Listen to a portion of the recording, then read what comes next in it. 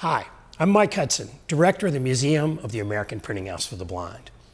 Welcome to the Redux presentation of sessions from the Hidden Legacies of Helen Keller Symposium, which was held in Louisville, Kentucky on September 17th and 18th, 2022. The symposium, with primary sponsorship from the American Printing House for the Blind and the Filson Historical Society, brought together scholars, writers, and Keller enthusiasts from across North America. In 2020, the American Foundation for the Blind Helen Keller Archive arrived at our museum on 23 pallets. And since then, our staff has been busy cataloging, describing, measuring, and inventorying this most amazing history of one of the most amazing women of the 19th and 20th centuries. I'm sitting in front of her desk from her house at Arcan Ridge. Helen Keller was a writer, activist, advocate, ambassador, and world traveler who profoundly affected the way the world thinks about people with disabilities. And yet, she is little understood, often frozen in time as a little girl with her hand under the water pump behind her parents' home in Tuscumbia, Alabama. Our symposium was just a beginning effort to bring together the most current scholarship in innovative ways to better understand Keller, her companion Anne Sullivan, and her times. We hope you enjoy the series. Each session will be dedicated to a single speaker from the symposium. Our second session on Saturday morning was titled Missing Pieces, Influence and Influencers, and focused on the circle of colleagues and friends around Helen Keller and Anne Sullivan. None of these tales are commonly included in biographies or legends about Keller, though the places, people, and events are known. Our first speaker in that session was filmmaker Laurie Block, who discussed 2 weeks in the spring of 1894 that Keller and Sullivan spent in her childhood home in Tuscumbia, Alabama. The duo delivered a talk in downtown Huntsville, Alabama, and then spoke to Black students at the Huntsville Normal School, an HBCU established in 1875, which later became Alabama A&M. They were staying at Helen's home in Tuscumbia when a lynching occurred 10 days later. Laurie Block is co-founder and executive director of the Disability History Museum, a born digital project. Her work also includes the NPR radio series, Beyond Affliction, and Fit, Episodes in the History of the Body, a documentary broadcast on PBS. Block served as consulting producer for the American Masters series episode, Becoming Helen Keller. She was a founding member of the Disability History Association and served as an advisor to the Vermont Ethics Network's Community Genetics and Ethics Project. I want to give a warm thanks to Mike Hudson and the APH for bringing us all together. I'd also like to publicly thank Sarah Doyle for her patience through thick and thin. Mike describes Keller in the progressive era as a free agent. For Keller, that begins in 1894 and runs to her becoming a spokesperson for the American Foundation for the Blind in 1924.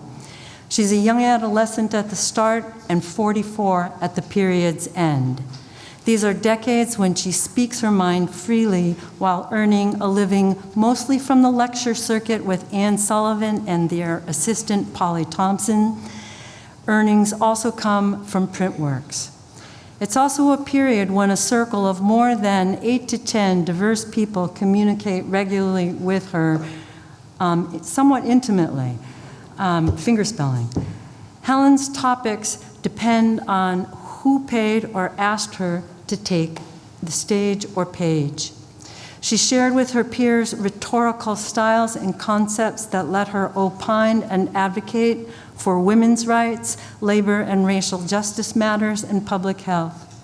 Today, I hope to make clear why Keller's then somewhat unique story about learning language is usefully thought about as a genre of liberation narrative, one related to neurodiversity. This narrative served as a force for social justice, a movement that would take many, many decades to come to fruition. I will be quoting from the raw language found in the era's newspapers. Violent events will also be described in this talk. On January 6, 1916, Brooklyn Eagle readers across metropolitan New York City may have noticed this byline on page 3. It read, "Unbiased observer reaches conclusion that blind girl is overrated thinker." Signed, The Doubter. The Doubter continues to state, "I've long been skeptical of the stories which credit to Miss Keller's mind the opinions and sentiments which she expresses so fluently. I have never believed it possible for a person with her physical handicaps to develop a faculty for reasoning that would be necessary if she and not another were responsible for the views and statements which she is credited. Is Miss Keller not a remarkably trained automaton?" End quote. The Eagle's editor responds saying, "The substance of Keller's talk could be commonly heard from soapboxes on hundreds of street corners around the city, or in innumerable undergraduate debating societies. He notes her elocution and observes a young man repeats spoken questions to her with fingerspelling. This Carnegie Hall speech was sponsored by the Women's Peace Party and Labor Forum. Keller's topic, anti-preparedness, not accelerating armaments manufacturing for World War I. 1 week later, she begins a response to The Doubter that survives as an unpublished, double-spaced, 11-page draft letter dated January 11th, somewhere near Moline, Illinois. She defends her independence of mind with adroit quips of clever wit, something she did regularly in public as an adult, but includes some other noteworthy details. These are clues about how she built faith in herself and ideas about the world she experienced. First, she locates herself among the master class of citizens living in Tuscumbia, Alabama, her birth home. She makes plain her family had owned slaves. 1915 is the 50th anniversary of the end of the Civil War. It had just passed. Next, she gives the family's religious pedigrees. Presbyterians, Episcopalians, even some Calvinists, before declaring her own spiritual identity as a Swedenborgian Christian. Swedenborg, an 18th century Swedish mining engineer, wrote respected scientific, philosophical, and theological works. Described at times as a pluralistic Christian, his ideas influenced American transcendentalists like Emerson, the James family, Henry Sr. and his sons William and Henry Jr. Swedenborg's influence extends to many sensory-focused scientists, linguists, and spiritual explorers, Carl Jung, Desitai Suzuki. His ideas are difficult to describe, but a deeply integrated, dynamic, mind-body vision of human, spiritual, physiological functioning and development is central.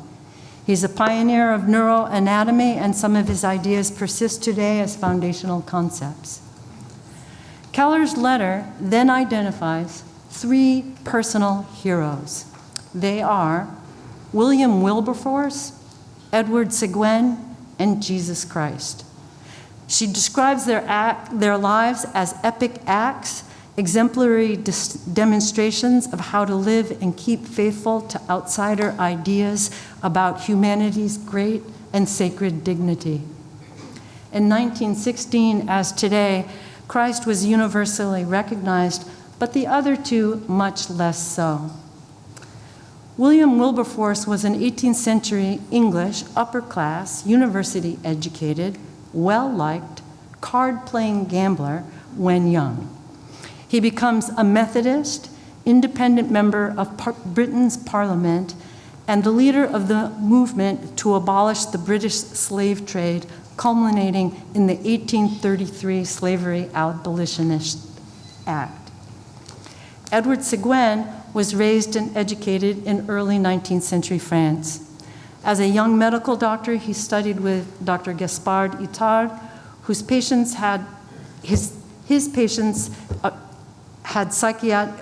Seguin's patients had cognitive and sensory disabilities, and he focused primarily with children who had cognitive disabilities. He migrates to the United States and writes about his unique physiological sensory methods of educating disabled children. His sensory and motor exercises resemble the methods early childhood intervention teams use today. Keller's heroes are all liberators at deep physical, existential, civic, and spiritual levels. All are engaged in what it means to be human and humane in the world. Her heroes' faith in their ideas, their lived experiences, are examples that help Helen keep her hands on the plow she's handling. On February 13th, 5 weeks after the Carnegie Hall speech while in West Virginia, Helen writes to Oswald Garrison Viard, a co-founder of the NAACP. Viard and Keller share many mutual acquaintances and colleagues from social justice and reform networks. Both read German. The NAACP had sent a request for its support to its entire mailing. She gives $100. The Crisis, the organization's national magazine, prints her letter in its April 16 issue. We don't know if its editor, W.E.B. Du Bois, requested permission. In it, she says, and I quote, "I am wholeheartedly with you and the National Association for the Advancement of Colored People. I warmly endorse your efforts to bring before the country the facts about the unfair treatment of the colored people in some parts of the United States. What a comment upon our social justice is the need of an association like yours. It should bring the blush of shame to the face of every true American to know that 10 millions of his countrymen are denied the equal protection of the laws. This great republic of ours is a mockery when citizens in any section are denied the rights which the Constitution guarantees them, when they are openly evicted, terrorized, and lynched by prejudiced mobs, and their persecutors and murderers are allowed to walk abroad unpunished. How dare we call ourselves Christians? The outrages against the colored people are a denial of Christ." Vast political, technological, and economic change are underway. This is 1916. Nationally, the cultural atmosphere is roiling. It's a period of spectacle lynching. Photos of these events are printed and mailed on postcards.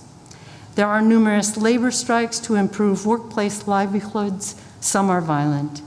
Women don't yet have the right to vote. Roads aren't commonly paved. Electricity, telephone service, and indoor plumbing are not universal. Helen's lecture tour takes them deep into the South. Near Easter of 1916, they stop in Montgomery, Alabama to visit Keller's extended family. She's to give a talk in Selma at Jordan College, the 5th oldest women's college in the United States. In anticipation, the Selma Journal's editor wants the community to know Keller for who she is. He's following the national news and tells his readers about her Carnegie Hall January speech and quotes from her NAACP lecture, declaring it, quote, "an unfortunate correspondence, an eye-opener. Our own daughter of Alabama has given us the blackest eye of them all. We couldn't have believed what is published had it not been shown us. Terrible things about our own people and culture and country, written by Helen Keller, full of untruths, full of fawning and bootlicking phrases directed toward Northern white and Negro fanatics, things that cannot be proven. The man or woman who reads the letter and doesn't know that Miss Keller is an advocate of both the social and political equality of the races should be advised by some kind friends to get a diagnosis of his or her mental condition before it's too late." Keller's mother freaked out at this public display of disdain and asked her daughter to pull back from her positions. Helen complies but waffles, stating all humans, regardless of race, are recognized equally in the eyes of God. She also defends Annie. The Selma newsman had said, "The people who did such wonderful work in training Miss Keller must have belonged to an old abolition gang, for they seem to have thoroughly poisoned her mind against her own people." Keller speaks using spiritual, humanitarian, civic rhetoric. Here, the subject is not anti-preparedness, but civic and racial justice. But again, like the doubter, she is accused of not thinking on her own. Kate Keller, her mother, had spent much time with Helen and Annie traveling and visiting. Kate had long known Helen's political positions differed from her Montgomery family. I began thinking about the fear Kate, a white suffragist, experienced when she read what this editor wrote. A few years older than Annie, Kate Keller, by 1916, was dependent on her extended family for economic support. She and her daughter both knew no one was safe from the Selma Journal's vitriol. What kinds of experience related to race inform both mother and daughter? Not abstractions or aspirations, but lived experience across the color line. Helen Keller didn't approve of segregation related to race, gender, or to the blind and deaf or disabled. In general, she advocated in favor of integration and equal opportunities. And whenever invited across her lifespan, she visited schools in the United States, schools for the blind or deaf for colored children. Not often, but when asked. The first time she was asked was in 1894, and Mrs. Keller was there. Annie and Helen were in Alabama then because they no longer felt secure or welcome at the Perkins School. But the point of total closure in that relationship hadn't yet happened. In 1893, the national financial crash had gutted Arthur Keller, her father's, economic resources, and he was borrowing thousands of dollars from Helen's patrons and insisting that the small sums paid for stories written by her and published in national magazines be given to him. That summer, Mrs. Keller told Annie that their house, land, furniture, the press, all was mortgaged to the bank. When she and Annie were at Fern Quarry, a campsite outside of Tuscumbia where it was cooler, they cared for the 4 Keller children, including Helen, without other help. The lack of household help was not Kate Keller's general experience. Annie makes clear that Mr. Keller did not visit, and that the degree of discord between Helen's parents then was so intense it would have distressed Helen to learn the substance of it. Perhaps to alleviate financial and personal tensions, Helen and Annie spent that early winter further north with their wealthy patron, William Wade, and his wife. Wade's Pittsburgh friends included Mrs. Henry Thaw, Andrew Carnegie, and Charles Schwab, Carnegie's partner. All eventually become Keller patrons. Wade's philanthropy extended beyond Keller. He was already supporting girls' education financially. Soon after meeting Helen, he starts paying for her out-of-pocket education costs. He seeks out deaf, blind children nationwide and helps underwrite their education too. Wade hosts Annie and Helen in his home periodically, and over time he disagrees with John Macy, Anne's husband, A.G. Bell, even at times Keller and Sullivan. He and Helen make up when she's an adult. William Wade is likely the linchpin involved in getting Tommy Stringer to the Perkins School. I'm going to tie all these details together. Tommy, an orphan, survived spinal meningitis when very young, but it had caused him to become deaf-blind. He'd been cared for like a baby at Pittsburgh's Allegheny Hospital in 1891, at 4.5, he's sent to Boston. The Perkins report explains. The boy was about to be irrevocably, and this is a quote, the boy was about to be irrevocably entombed in one of the almshouses of Western Pennsylvania. At his arrival, the child was nothing more than a mere mass of living, breathing clay, end quote. Unable to communicate expressively or receptively, listless Tom can't feed or dress himself. He shakes a keyring for amusement. The report continues, quote, he is helpless, a little animal, apparently without great intelligence and not unlike a puppy in some of his instincts and characteristics. A sentient being in human form, disinherited from his human estate and devolved of the slightest idea of the world around him. Nursed to health at the Perkins, that's the end of the quote, nursed to health at the Perkins, Tom slowly learns to communicate with fingerspelling. He acquires independent living skills, including craft skills, carpentry, basketry, which he will use as an adult when he leaves the school to live on a farm. His radical transformation is called, quote, recreation, unquote. Tom is one of the 4 deafblind children who arrived to attend Perkins soon after Keller's publicly noted entrance. They are briefly her schoolmates, children she plays and communicates with independently. For her, it was, quote, a great joy, end quote. Anne and Helen would return to Tuscumbia from Pittsburgh early in the winter of 1894. They are looking for Helen's next education steps. A letter written by Keller about visiting the 1893 World's Fair in Chicago is published in St. Nicholas magazine. In April 1894, Kate Keller is invited to Huntsville, Alabama, 70 miles east to visit family. With Helen being at home, someone suggests the duo give a talk. They agree. Anne will explain the methods she uses to teach Helen, while Helen's talk focuses on Tom's needs. Helen is commonly described as hearing Tom's story as if via a fairy. She takes his plight, the inability to pay for school, quite seriously. Perkins has her speaking to donors about him in order to pay his bills and hers. That effort was characterized by those observing Helen as an expression of Keller's moral purity, the great goodness of her soul. I think it was also a formative experience for her, but not just for the generous development work she's performing.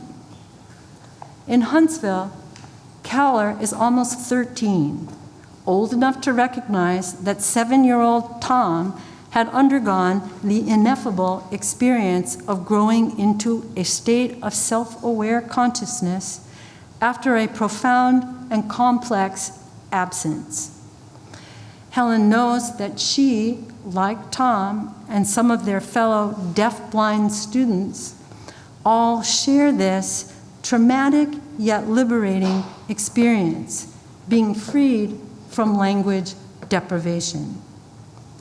Tom can communicate with dear humans because he too acquires access to meaningful tactile language. His recovery is slower, he won't fingerspell as fluently as she, but then he was good at math, not Helen. Tom was becoming independent. Like her, he feels a sense of belonging in this very small community. This is a liberation narrative that I describe. And that's how I think Keller would come eventually to see their story, Tom's, her own, and others like themselves. But finding the words to describe their collective experience was difficult. Their story is about resilience, what we today call neurodiversity, the dynamic and variable workarounds plasticity builds into our human bodies. The tales told by and about Keller from this time come down to us in the present, drenched in sacralized sentiments, and it's easy for us to not listen to their substance. Tommy's a language-deprived child who, like Helen, is transformed by access to language via tactile English communication. The Huntsville Opera House, which seats 1,200, sells 25 and 15-cent tickets to the talk. The audience is asked for, in addition to their ticket price, the audience is also asked for donations to help pay Tom's school bills by giving to the Helen Keller Education Fund. News of this Opera House lecture demonstration reaches the Black students and faculty at nearby Huntsville Normal and Industrial School, an HBCU established by Reconstruction Black politicians who served in the Alabama legislature. Its Black faculty and students weren't allowed to attend the lecture, so they invite the duo to Huntsville Normal. The invitation is accepted with the full knowledge of Mrs. Keller. The April 18th Huntsville Democrat, that's the newspaper, notices, quote, "A handsome program was rendered by the colored pupils of the Normal State and Industrial School on Friday at the reception given there to Helen Keller," end quote. Normal schools were teacher training schools, places where white and Black young people of this period received professional development. They are a cross between community college, high school, higher ed, and trade school training programs. Normal schools turned out teachers in a world where a significant portion of children commonly didn't go to school, and even when they did, only a small percentage studied beyond 8th grade or after age 14. But across race and class, students and faculty alike had witnessed firsthand the consequence of high fevers that left people with impaired hearing or sight. This was far more common than today. No antibiotics exist.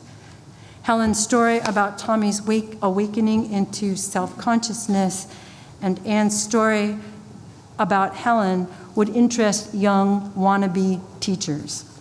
Tom's story makes clear that what worked for Helen and for Laura Bridgman could work for many deafblind children.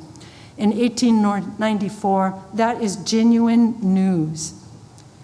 Tommy's story told by Helen, like Helen's story told by herself in books or with Anne on stages, moved audiences. It made them pause. Let me label this, and I'm not sure that this is the right label, but let me label this Seguin's liberation narrative. It's about ways that awaken processes of attention so a child can focus on listening and learning. The means to communicate are not dependent on sound heard or expressed.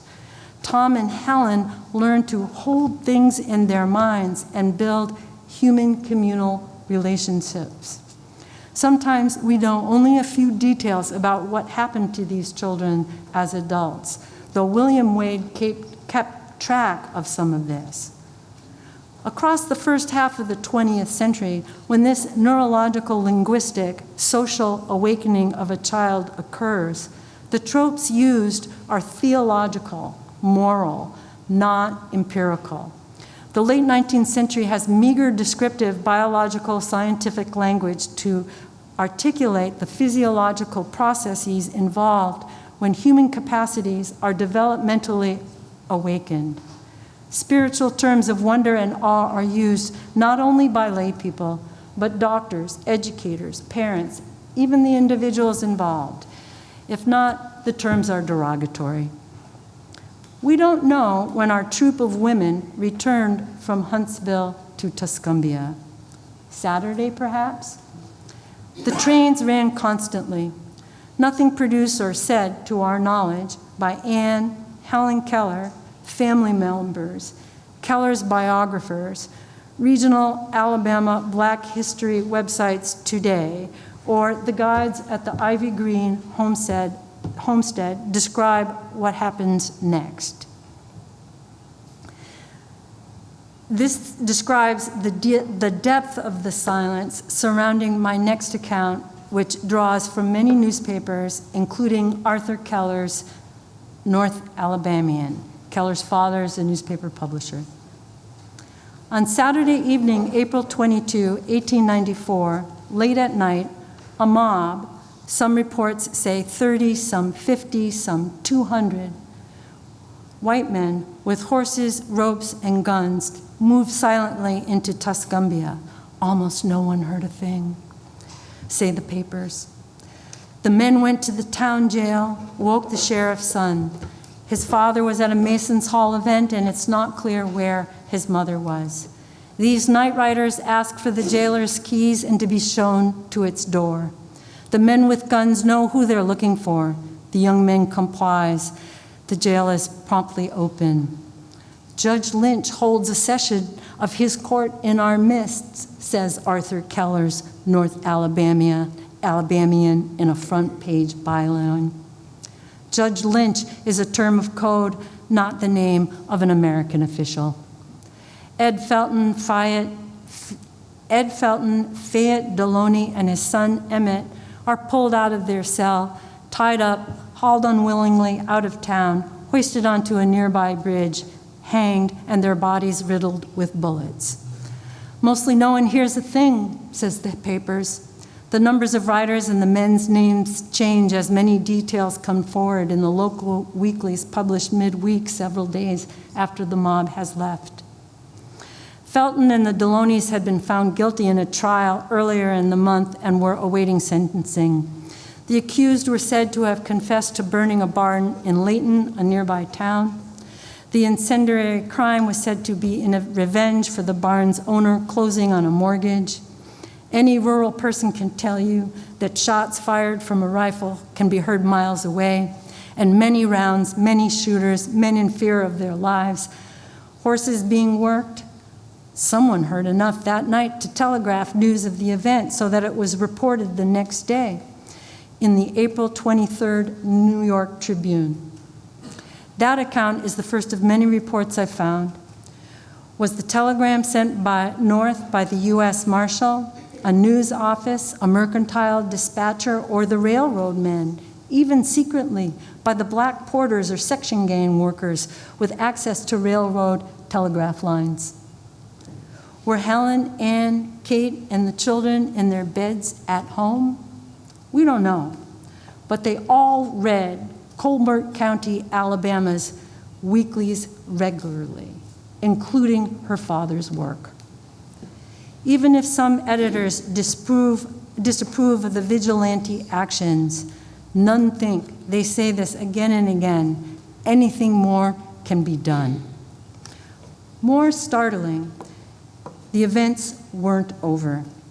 A second incident occurs days later when Tuscumbians woke and found notices posted on the newly installed electric poles. A trolley is about to come through Tuscumbia. These typewritten printed bills warn all residents that the Whitecappers, as the vigilantes call themselves, quote, think the law is too slow. They have 13 more on their list for punishment. They claim to be new to the county and district here in North Alabama and have 483 members, end quote. Helen kept a diary during these early years. It doesn't survive, nor do Ann papers. She deliberately burned them. Helen's personal records were lost in a 1946 fire that took her Connecticut home down to the ground, much of her library and personal memos included. Annie and Helen left Alabama that June, 1894, and never returned to live in the state again, though they visited. Arthur Keller died in 1896, and eventually the family moves to Montgomery. Let's circle back to Helen's heroes, Wilberforce, Seguin, and Christ. Why is a story about a lynching and Keller's likely proximity to it important? Why am I underscoring liberation narratives? Keller and Ann understood viscerally the experience of being publicly shamed. Helen's experiences being demeaned as a woman and a person with disabilities. Helen's experiences being demeaned as I have to find my place. The outpourings of disdain are directed at the kind of people they were, disabled, and if they had no donors, poor. The experience informs how and why Helen builds her resistance, her social justice vocabulary. Helen embraces her generation's new ideas about women, people of color, including immigrants, and the notion, the desire that liberating themselves with education, jobs, and new kinds of citizenship is a productive way to move forward together. Ableism shares with racism and sexism assumptions that an individual's or group's capacity for full humanity and vitality, civic fitness too, exists in a fixed, hierarchical, predetermined order. The idea of predetermined fixed quantities of human abilities underlie racist, sexist, and caste-based ideas. Those predetermined quotients or metrics of humanity are attached to the senses, speech patterns, body shapes and appendages, skin color, behaviors, and specific social cultural practices. Slave narratives and what I'm labeling the Seguin liberation narrative both turn on the recognition that believing human attributes to be predetermined, apportioned as a fixed quotient, is a vision of the body and not a fact. These are not fixed traits, immutable aspects of the human species. Sojourner Truth says, "Ain't I a woman?" And we understand her to be rebuffing sexist and racist visions of the world. When Helen tells her audience something equally important about her own humanity and competence, "I am not an automaton, a machine, or a speaking lump of clay." Well, the importance of this is hard. Those are not terms that she uses, but the importance of what she's talking about is far harder to grasp. There is even now no shared vocabulary about what we today call plasticity, the ability of our species' neuroanatomy and DNA to sometimes resiliently repurpose itself. Learning about the human variations that exist, not labeling them less than or outright dangerous, has taken and continues to take much work. In her lifetime, Keller's example, her modeling that she can participate fully in society despite her taste for antique rhetoric, helped people recognize that they could disassemble an ancient but rigid form of passivity. Perhaps there is usefulness if we recast Keller's story as a liberation tale about neurodiversity, and Keller as someone who speaks about her own experience as a means to keep the hope and possibility of safe, humane treatment for all in the forefront of her audience's imagination. We can do nothing about due process after a lynching, is what the newspapers claimed. This requires submission to the ideology that involved predetermined hierarchical thinking based on the color of people's skin. Keller, I believe, understood that nothing more can or should be done was an attitude toward people like herself and Tom Stringer, and it guaranteed a form of entombment.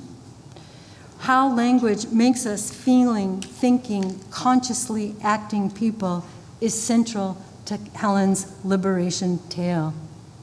It's a plea especially for Americans during her free agent period to understand a different vision of the body and society in a world that doesn't acknowledge neurodiversity without severe moral judgment.